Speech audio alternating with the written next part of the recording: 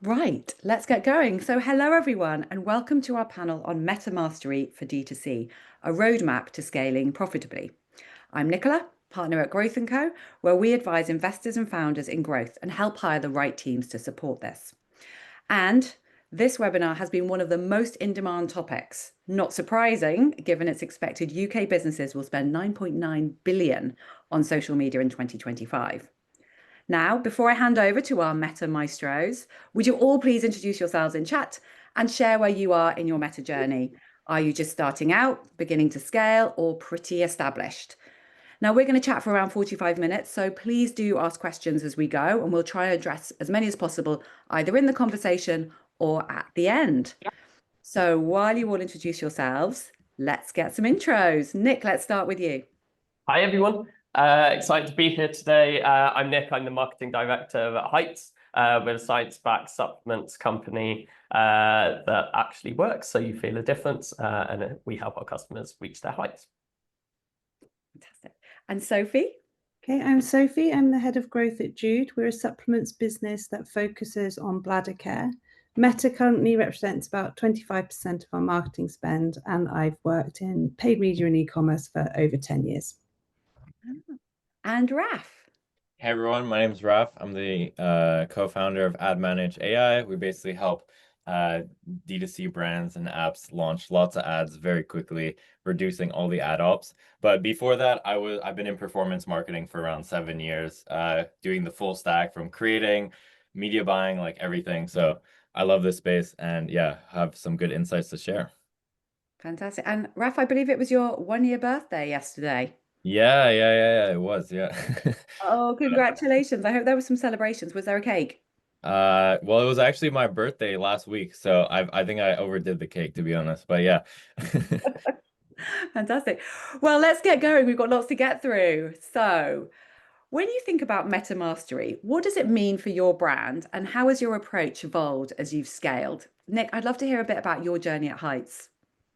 I think for me, meta mastery. I mean, there's two things here, like how does it evolve as you scale, but also how do you roll with the punches the meta throws, and things like Andromeda coming in that you were just talking about, Nicola. I think something that's always really interesting to understand is like what doesn't change and what are the core fundamentals that go behind great and world-class marketing. And for me, one of the big things on Meta, but it also applies to anything you're doing, is like really deep customer insight and regularly talking to customers and post-purchase surveys and basically anything you can do to understand your customers on a deeper level to help take that insight and take it through into action and ultimately compelling storytelling that drives action. I think what brands that are naming Meta at the moment do differently to others is like, one, they create that foundation, but then two, you know, everyone's talking about creative diversity right now, but actually, is it about creative diversity or is it about creative discovery and creating the engine to fuel that diversity? And that means not just looking at competitors and copying what everyone else is doing, but actually leading the charge and kind of innovating on, well, one, discovering new personas, and then messages, compelling messaging and stories within those personas. And then two, how do you bring that life in like authentic vehicles that resonate to those personas? And I think the brands that are winning are taking that to the next level in terms of actually kind of almost innovating on a format level on behalf of their customer and building on that foundation they've created. I love that. Creative diversity, or is it creative discovery? Sophie, I know you were a little bit earlier on your journey in Meta at Jude. Tell us a little bit about your experience.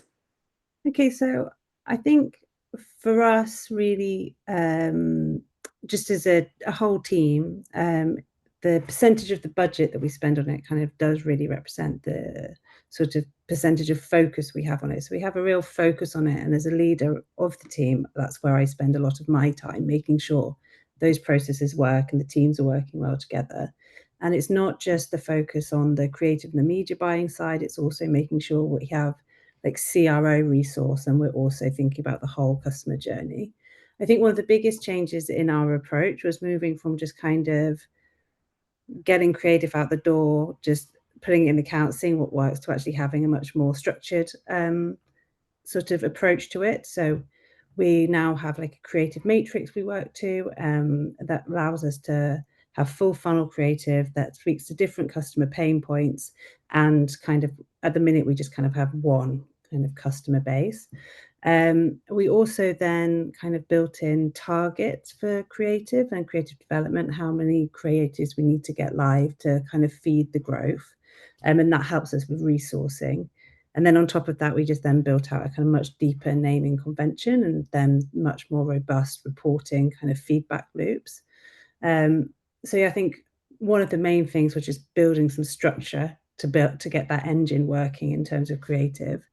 But then also I think we still haven't forgotten about some of the fundamentals of media buying, like making sure getting the right structure in the account that works for your business, and that you're kind of feeding the algorithms with the right data. So actually that's really important, isn't it? Because we can get so caught up in this creative piece that you forget about making sure you've got the right setup to enable you to scale as well. And simple things like naming, which isn't always that simple. Exactly. Now, Raph, you were at Zoe previously, and now you work with over 200 brands. So tell us a little bit about what you've been seeing over the past year. Yeah, it's changed a lot, and I feel like it changes a lot every year. But the reason I say that is when I was at Zoe, it's kind of like, a dream of mine to be able to talk to so many different brands and like figure out and find out like how different people are doing different strategies and things. And the more people I talk to, the more I find like literally new and different strategies every single week. And yeah, kind of like what I'm seeing and what that's taught me is there is no one like best way to run stuff. The fundamentals. Ebook, Raph, it would make life so much easier. Yeah, I wish I could just say like, yeah, just do ABO testing. But no, there is no one best way. But there are like, several like maybe like 5, 6 kind of like core different ways, and there's different branches of that, which I can go into later.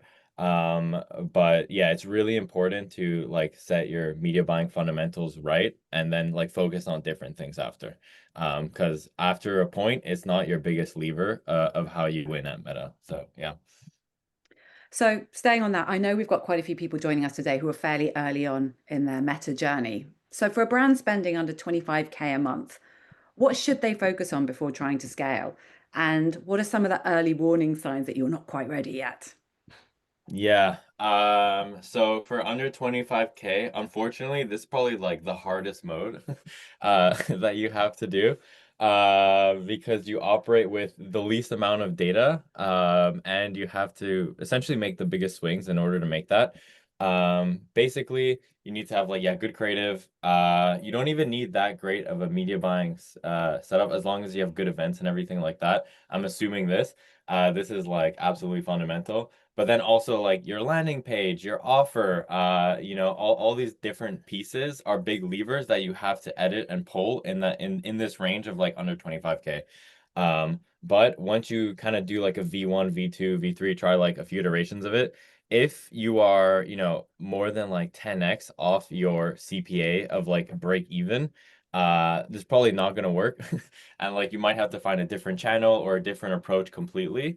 But if you are in the 2x, 2.5x away from like your target CPA or ROAS, then it's still doable to get that type of win with kind of like on those 3 different points that I mentioned.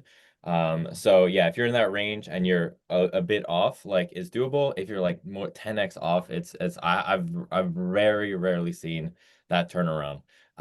So yeah. And Raph, if you're more like 4, 5x off, Probably is it worth still, going, or is it really like if it's more than 2x, then I'd this say would be like 3x is like the limit. It's really hard to get like a 3x type of win. And that's on the extreme. But if you like, do a slightly different adaptation of your product, if you do a different kind of bundling, like there's a lot of ways you can get creative, but with that current setup, if it's more than 3x, like it's going to be very hard to make that work. okay. I like this formula. Yeah. Any horror stories? Because you know I love a horror story. I mean, yeah, I've personally, this happened to me many times. So on my own stories, where a while back, maybe in like 2021, I think, I had my own e-commerce store, and I actually had launched Facebook, and I was like 5 to 7x away from the CPA, and I was like, okay, well, I wasn't good enough back then. And I had actually switched to native ads, which is like Taboola and Outbrain. And then there I was like 1.5, 2x away. And then like with improvement on copy, ads, everything like that, I eventually got there and was able to scale that. But yeah, it was a very like seasonal type of product. It was related to COVID at the time. So yeah, that did die out with a lot of different demand and things like that. But that was one example where it's like, yeah, I on that I didn't have Facebook working, but I made another channel work because the arbitrage was different there. So yeah. So it may not be the channel for everyone. Correct. Yeah. But most usually if Facebook is the biggest one, so you should definitely try very hard to make it work. Nick, you were talking a lot about customer insights. How important is that at those early stages?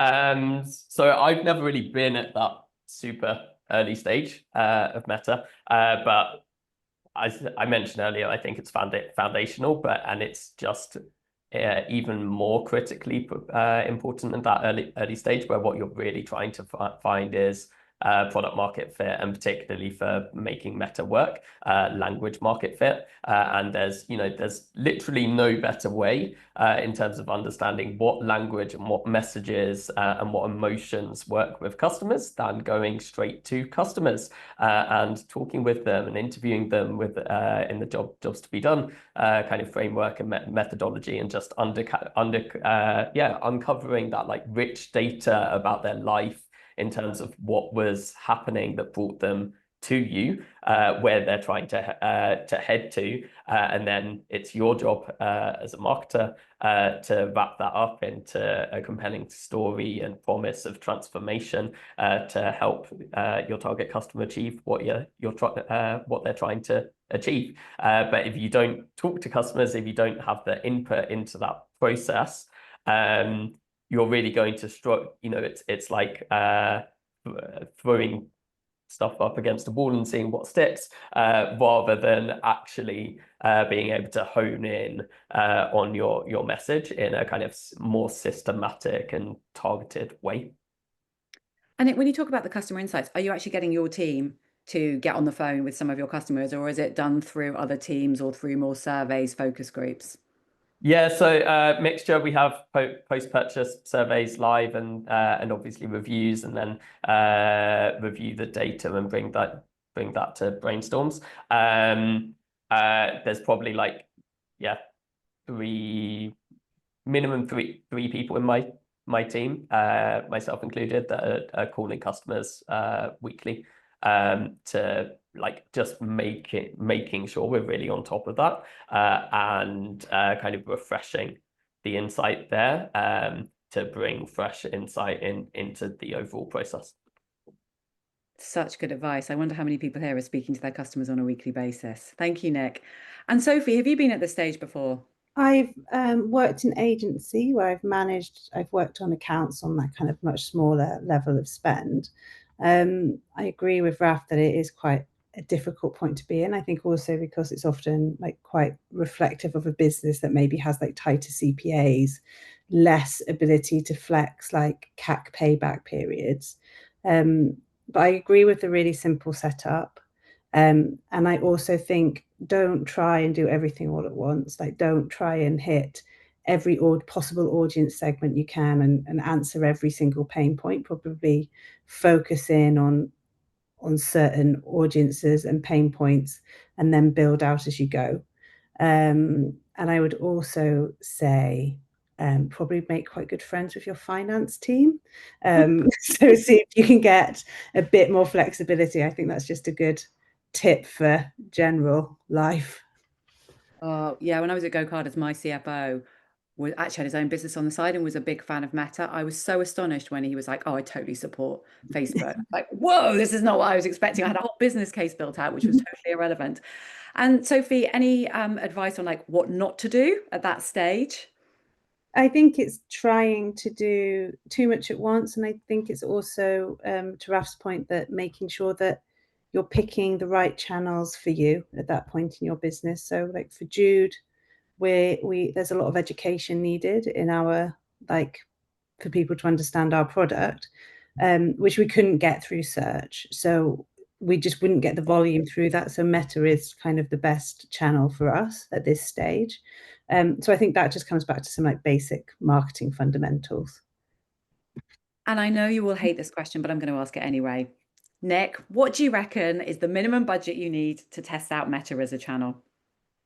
It completely depends based on what business you're in, and particularly AOV. If you're set and like product conversion life cycle, if you're selling a £2,000 or £3,000 sofa, which takes someone 3 weeks to work out if they're actually going to want it and what that looks like in their life, it's going to be very different from testing, I don't know, a like £5 or £10 app or deodorant or something like that, which there's just lower friction to purchase. And ultimately, when we're thinking about Meta has one of the strongest algorithms on the planet in terms of tailoring the right thing and the right content and the right message to show to the right person in the right place at the right time to drive action. But any algorithm needs data on your brand to learn and understand what's working and do more of it. My general guide, I've never been through this process, but really gut feel is you need to be driving 100 conversions in order to understand like whether this or like at least giving the budget to drive minimum 100 conversions to understand rough performance. And then as Raph said earlier, this is a flywheel. It's only going to get better from there as you learn what works, and the algorithm also improves its targeting to improve performance in the future. So understand that initial budget is like the worst case, hopefully the worst case scenario for the future. So for those who are starting out, life will get better. Raph, what's your view? I mean, does it have to be? I think the conversions point's brilliant, but does it have to be a conversion to purchase? Are there earlier indicators that can help? Yeah, so this was something that was like early on at Zoe, whereas like a higher CPA, more expensive product, and I didn't want to spend like thousands of pounds testing ads. So what I had done, and you can kind of do this in different creative ways as well. I've seen this on the app side as well, where either you test in a different geo if you have that luxury, where there's cheaper ad costs essentially, and you can get similar like buying intent signal. That's one way that's like very, very common in the app space. If you're just like UK or US or like single or few markets, basically, what I would try and what I did at Zoe was you do like a testing sort of campaign, and you still optimize on purchase or like the most bottom intent signal that you can give to Meta on like first journey, but then you look at slightly more upper funnel events. So at Zoe, for example, we had a quiz that was like 40 pages long. And at 2/3 of the way in, I think page like 20 something, 28 or something, there was a point where you had to enter your email to keep going.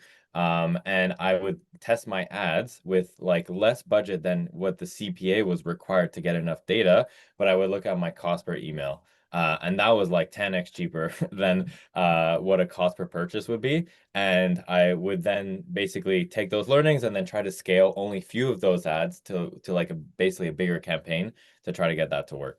And like it's common to do this with like add to cart or like entered card details, or there's like different events that you can do and get creative with. But yeah, I truly believe like when you're testing, you're just essentially buying data from Facebook and you want to maximize your signal while minimizing the cost. And you have to kind of get creative on how you best do that. Right. So have a think about whether there's some other leading indicators like add to cart, collecting email addresses. Talking about creative testing comes up again and again from our audience. How do you structure your creative tests and decide what good looks like, particularly with my new favorite word that I only learned last week, Andromeda? Sophie, tell us your thoughts on this. Okay, so I think different approaches work for different businesses. And I think one of the things we've actually recently changed our approach, in part because of like business pressures. So we have recently changed from our testing campaign, having a testing campaign and a scaling campaign. It's quite a simple setup. We used to have our testing campaign based on ad set optimization, and each ad set would have different concepts in it. But we've recently moved that to like a campaign-based optimization with a minimum spend on it, with like a minimum spend per ad set. That is really to kind of help control CPA and stop testing dragging up blended CAC so much. And this will hopefully allow us to push more spend through testing without it kind of impacting our bottom line too much. We, in terms of the changes for Andromeda, we have our ad sets split out by concept, and we're doing different, each concept has different creative outputs. We're now trying to make those creative outputs kind of much more varied. So instead of just maybe just changing a headline or changing the model, we try to kind of have a really different creative approach to each one. And then in terms of when we decide to move them into ASC, we kind of judge that on a level of scalability. So how much spend do they actually receive? And are they delivering that within a reasonable CPA? So we don't have like hard and fast rules for that, really. Right. And have the changes you've made, are they having impact now? Yes, but we haven't done like kind of a hard shift. So these kind of new sets of creative that are coming through are the ones that are much more have wider creative diversity. The change to the setup has had a huge impact actually on our CPA and our blended CPA, which is allowing us to spend more, which was the main issue, I think. Which is what Meta wants to. Yeah. Nick, are you doing something similar? We're very similar. We have a creative sandbox testing campaign and a scaling campaign. Interestingly, we were struggling with performance a bit earlier this year, and had the hypothesis that our account setup was holding us back a bit. And foundational hypothesis was basically we had at the time 3 products as a business, and each of those products has a slightly different persona and target customer, and yet we were merging that all under one 2 campaigns and consolidating everything together. I know Meta's all about consolidation at the moment, but we found that segmenting those by product in order to basically make life easier for the algorithm in terms of finding the right person to target the right product and creative to actually genuinely unlocked a new level of scale for us. We were able to double spend, bring CPAs came down by about 30%, and really it's kind of taken our growth to the next level over the last 6 months. So coming back to Raf's point earlier, you need those right media buying foundations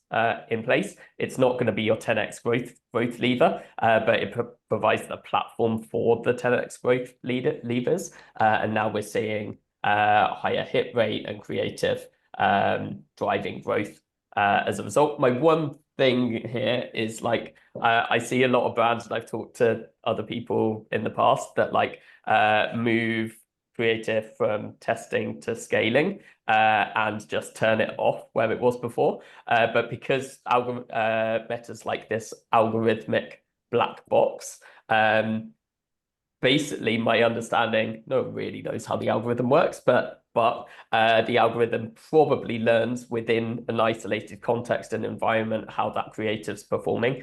So if you have like a great performing asset in the creative campaign, and then you move it to the scaling campaign, there's actually a risk that Meta doesn't take the learnings with it, or that new best performing creative struggles to compete with everything that's already in that campaign, especially if you're putting it into an existing ad set.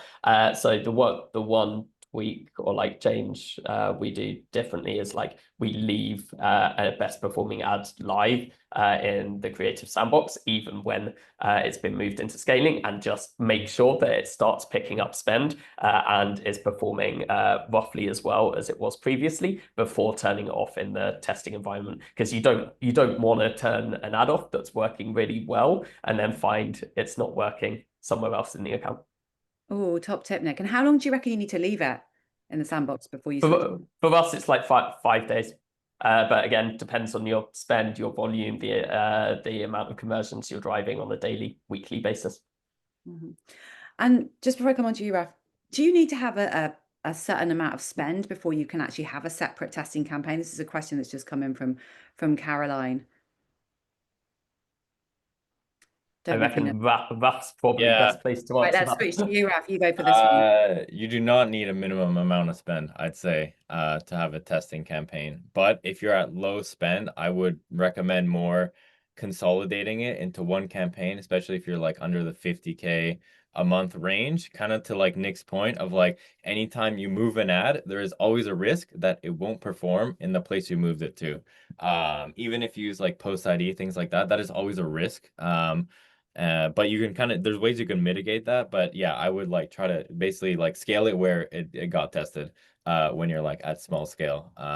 So I wouldn't recommend it, but you can do it. And it helps keep like your testing clean and your reporting look back. It's like, cool, that was that week. What was the winner there? It's easier in that sense. And when you have one campaign, it could be a bit more tricky to see. But anyways, yeah, I can dive into more of that, but hope that answers that question. Thanks, Raph. So, Raph, what are your recommendations on how to actually structure your creative campaigns? Yeah, so as I was saying, the rule of thumb is like you want to keep things as simple as possible. It's very easy to make things a lot more complex than they need to be. And you should only really start splitting up campaigns for a few different reasons, kind of like what Nick was saying. Either it's like a totally different product or a different geo, or things like that. But I would, if you're under 50K, yeah, you can keep it to like one campaign, one CBO campaign, I would say. And you can take advantage of the CBO like min and max spend between the ad sets. So it's like every week, put your ads in there, test it. If it's going, just increase kind of the budget. CBO will automatically distribute it to whatever ad set is performing best, and that is dependent on what ads are in there. You have the least amount of risk basically when you're scaling, because you're not moving the ads anywhere from a testing campaign. But then, yeah, once you get to like 50K to 500K, is more when like the testing campaign gets into play because you're doing a lot more ads and it actually becomes a lot easier to manage that. But you can still have your testing campaign also be a spender. So very similar to like Nick's strategy, which also works well. But yeah, there's like two core pillars, like either CBO or ABO. The key difference is basically, you know, ABO, you scale the ad sets, and CBO, you essentially scale the campaign. And CBO, min spend with max spend type of thing, is essentially like a middle ground between both of those types of campaign structures. And as I said, there's you could get like variations on all of this type of stuff. But like rule of thumb is like keep it as simple as possible. Like don't make it more complicated than it really needs to be, because then that ends up just taking a lot more of your time. And only do it if you're getting that like 30% win of like what Nick was seeing basically when he split out to different products. So and it basically evolves as the business gets more and more complex. But yeah, that's kind of like the rough guideline, I would say, for that, either like a one campaign or two campaign setup. And some people also do for like Black Friday, Cyber Monday, for example, to split out a bit more of like the retargeting and prospecting in different ad sets in order to like push one more than the other, because you don't have as much control of that. But that's like more advanced.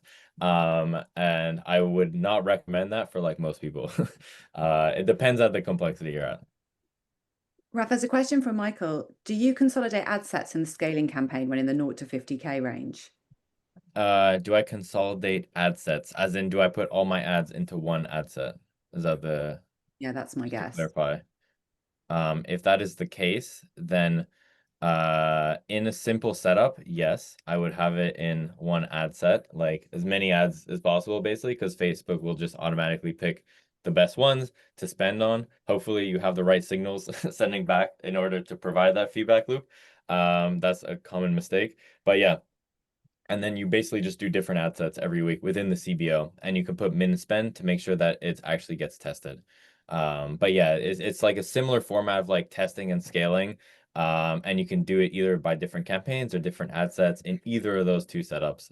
So yeah, there's so many variations of it. Thank you. I think we might need a follow-up lesson from Raph in some of this.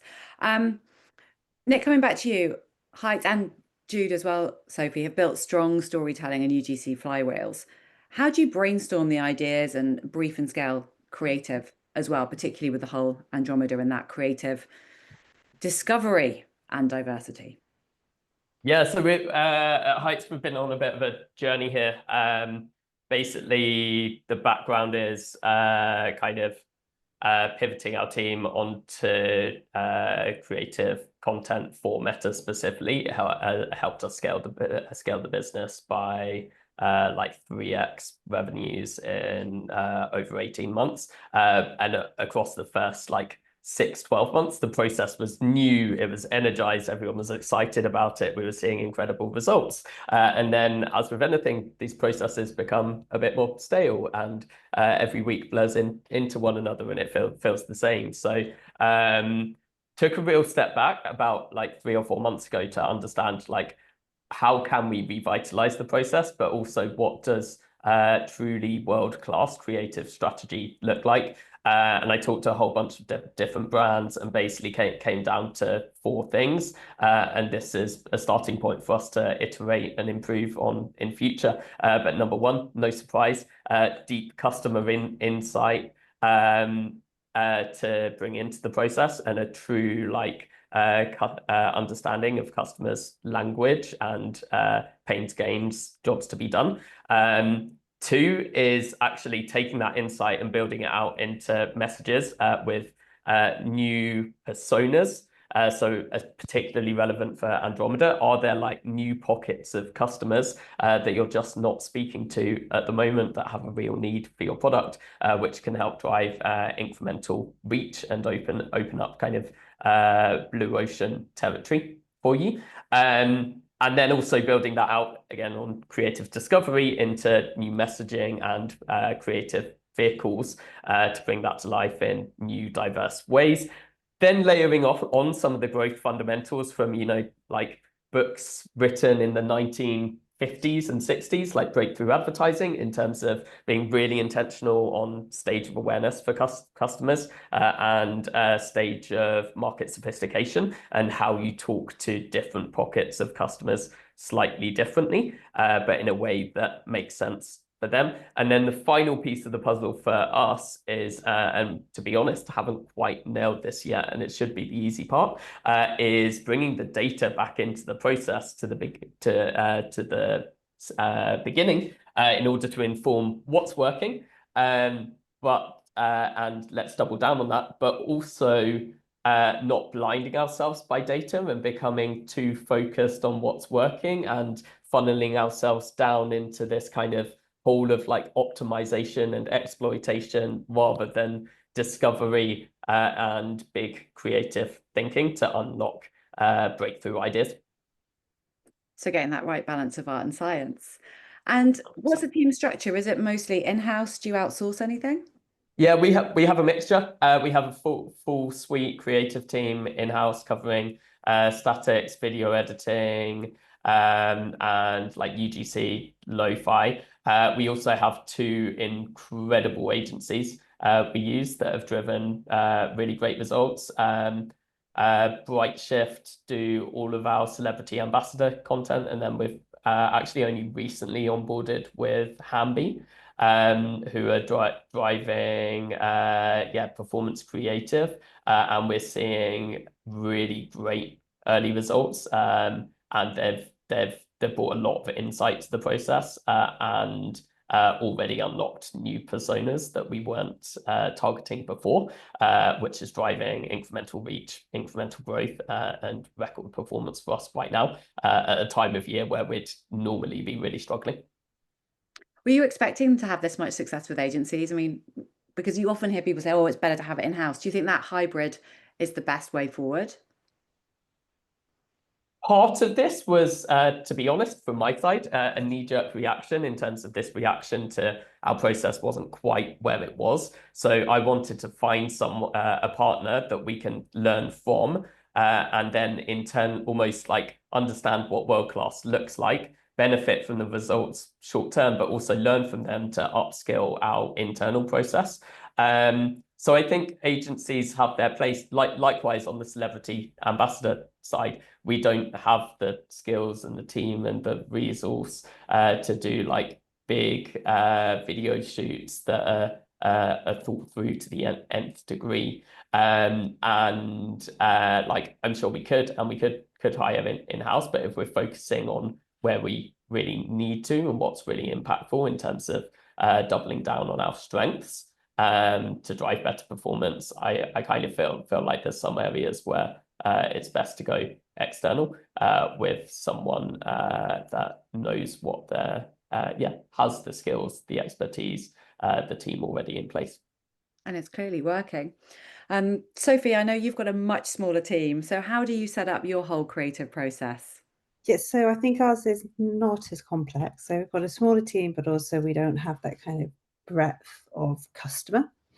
So currently we just have one creative strategist who works in-house, and then we work with a range of freelancers who fill in kind of different levels of like expertise. So whether it's graphic design or video editing. I will say as we release new products in the new year, it's going to change. It's going to get more complex. So we're already looking to resource up for that now. And then I think we're really lucky that we have a really strong Facebook community that we can tap into. So we get some really great customer insights from them. And we can actually use those members for our UGC. And we've got a lot of feedback from customers that they just really want to see that the product works for women like them. We're still at a stage where kind of everyone in the business can sort of highlight creative that they've seen that they think will work. So we do have a Slack channel for that, but as we grow, I think that might get a bit unwieldy. So it's just making sure it's business appropriate, I think. And we do actually still run like brainstorming sessions where we bring in different people who'd have different touch points with the customers. So we have an in-house doctor called Dr. Zena who runs all like our customer trials and all like our customer like feedback sessions. And we have our customer care team can join, and they also run our Trustpilot. So we just make sure that we are like getting that voice of the customer come through at kind of all points. That's great. So all potential sources of insight, and the fact you have a community is a huge Yes. bonus as well. Yes, that makes a huge difference, to be honest. It's been really, really useful. So moving on to the whole world of AI and how this is impacting your strategy. Raph, I'm hearing, potential to support from creative to campaign optimization. What's actually working and where are humans still better? So, I mean, honestly, humans are still doing a lot of the work. There's a lot of, I see AI as more like amplifying, and a lot of the original sort of ideas still come from some sort of human judgment. So there's a lot of AI tools now on the creative side. So, there's stuff like ArcAds, for example, is like specific on like UGC, like recreating. There's also like my latest favorite tool is Higgsfield. It's basically like amalgamation of like all the different AI tools into one. And it's really good. Like honestly, I use it pretty much a few times a week. And it's really great for many different purposes. There's different like video editing tools, like Veed, for example, is another one that has like really good captions. So honestly, there's like a lot of like kind of specific tools that excel in like certain areas. There's also obviously AdManage as well. We help more on like the ad op side, and a few other things that we have cooking up as well, which is really exciting. But yeah, it's more of like how can you like make your team more efficient and increase either output or diversity of ideas in a way. So something I would do is like cool, look at all the like Facebook comments, for example, put it into an LLM and be like, cool, write me like, look at all the negative ones and let's like address those and use those as different hooks for script, and then have it generate like 100. And then your eyes are actually like really good. If you've done any kind of copywriting or ads or anything like that, you'll be able, you just want to like scan through it and just see like which one pops out at you.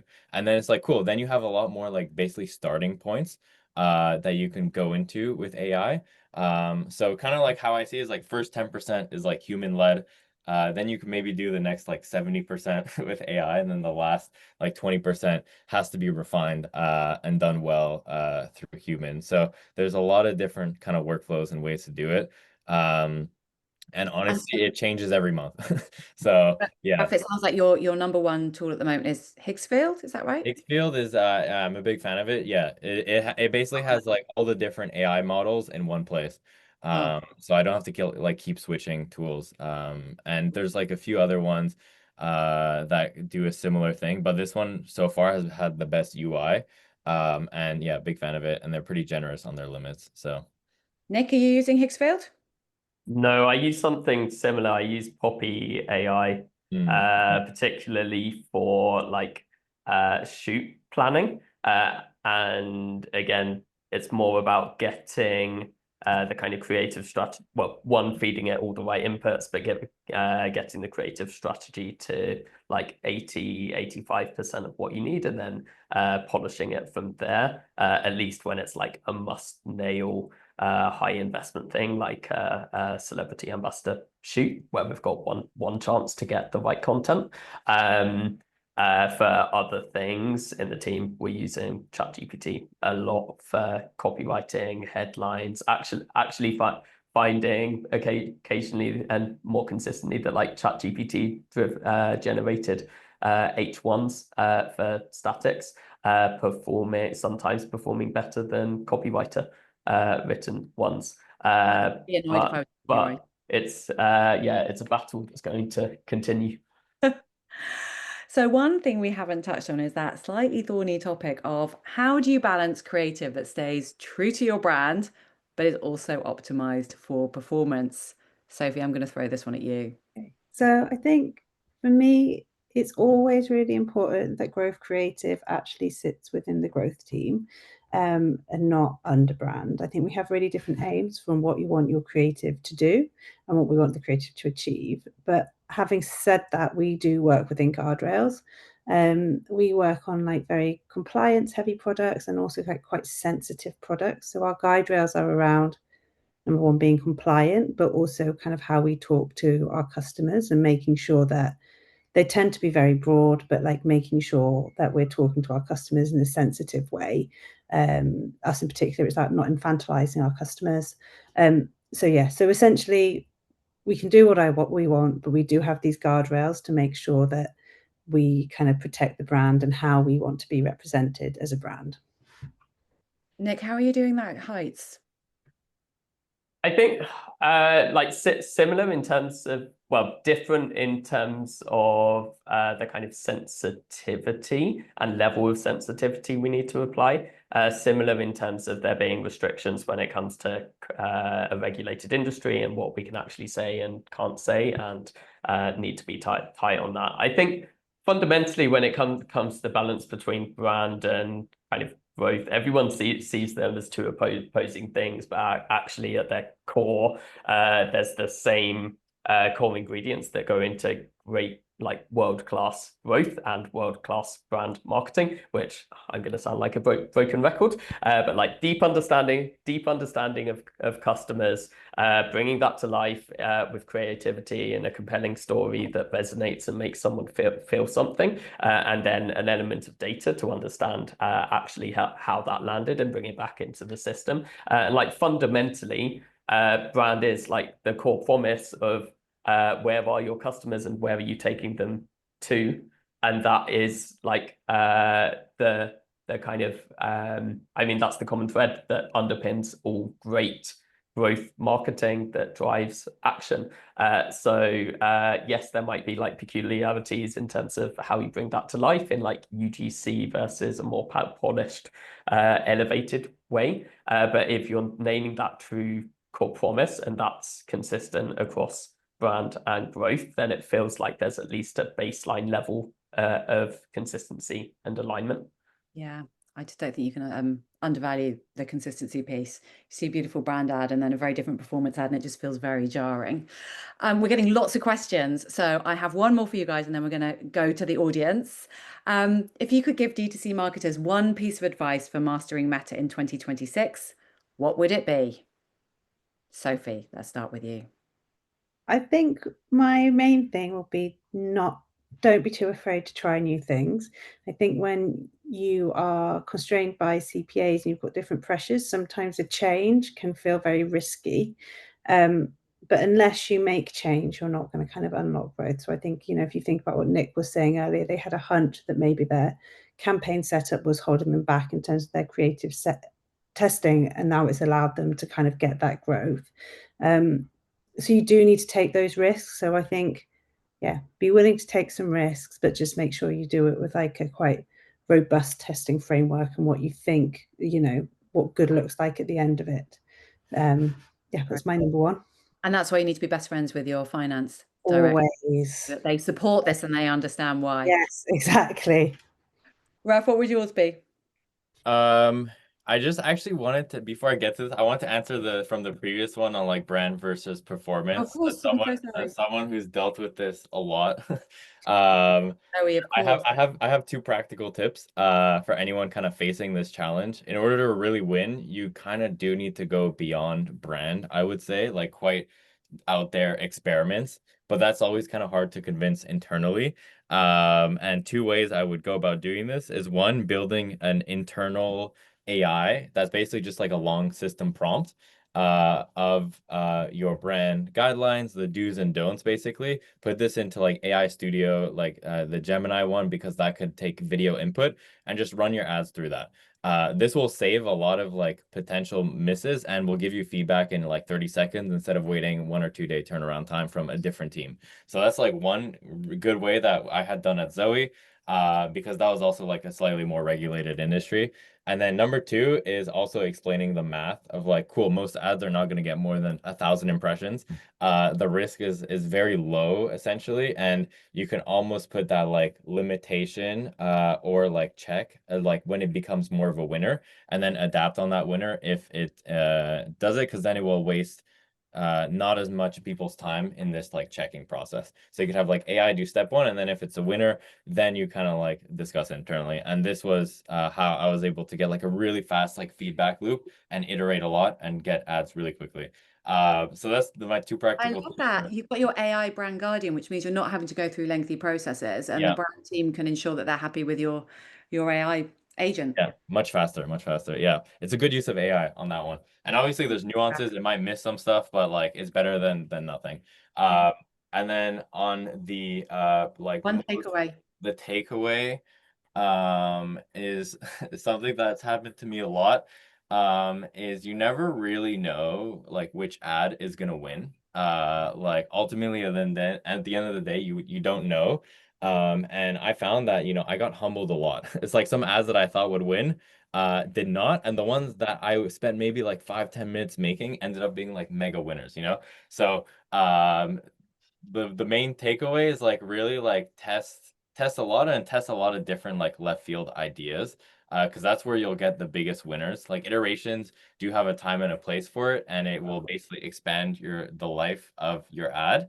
But if you really want to like get bigger and grow more, you have to like be quite bold in the ideas and test a lot and take like ideas from lots of different people, teams, customers, everything. Like get as many different data points as you can of like good inspiration. So yeah. Fantastic. Thanks, Raph. And Nick? I keep it really simple. Talk to customers and become a great storyteller. I think storytelling used to be like the copy team or brand team's job, but as Meta's become way more about creative, I think storytelling and how to sell your brand in the most powerful and best way to increase perceived value and to overcome any objection is everyone's job. And the unicorn kind of world-class D2C marketer, I think in the future needs to have at least a baseline level of creativity and persuasive storytelling ability to have the impact they want to have. So start honing your storytelling skills. Right, we've got time for about 3 questions, I think. So I'm going to start off with a great one from Natalia. What are some of the most interesting creative angles that have surprised you with their success recently?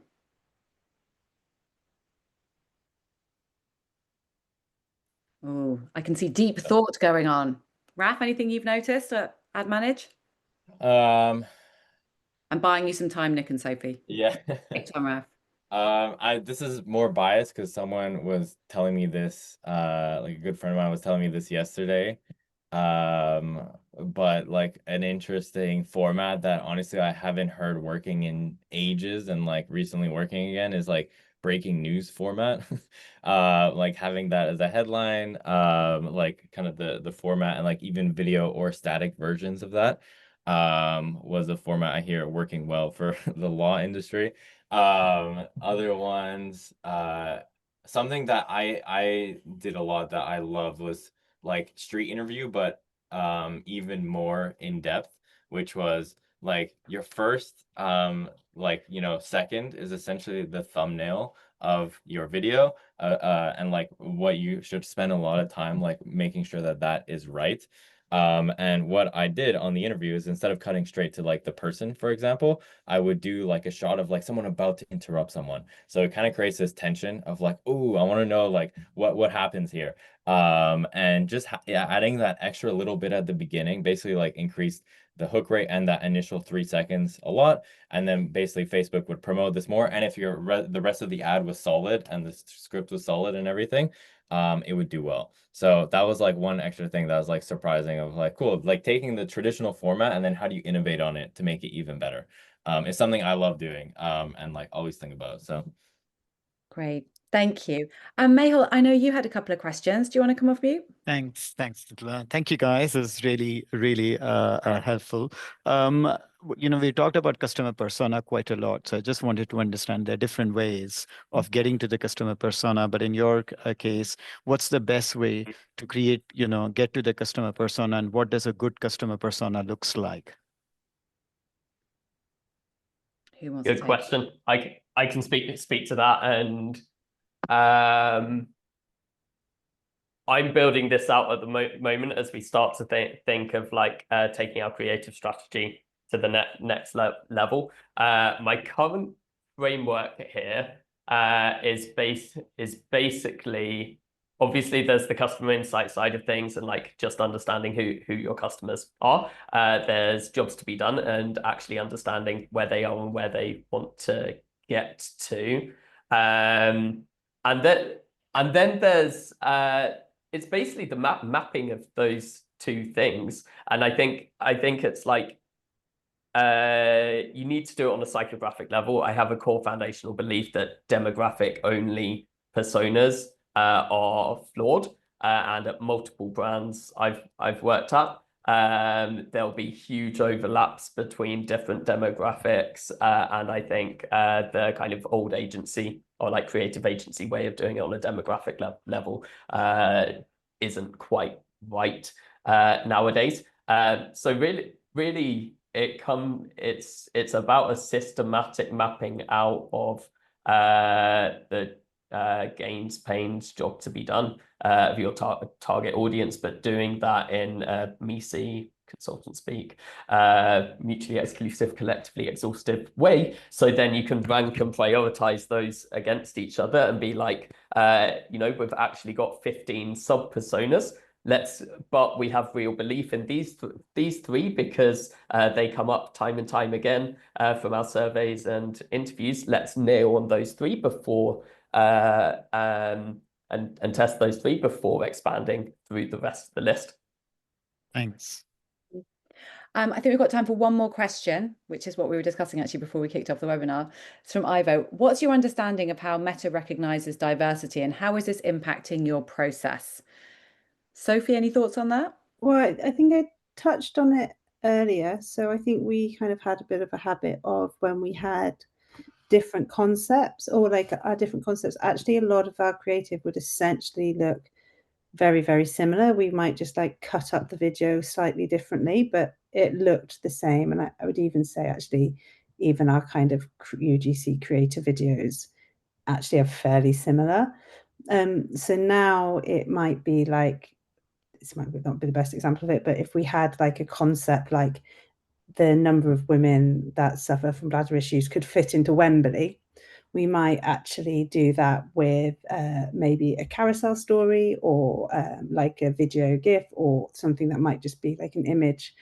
So, or kind of changing the backgrounds and the locations where people are, so they really do look different to one another.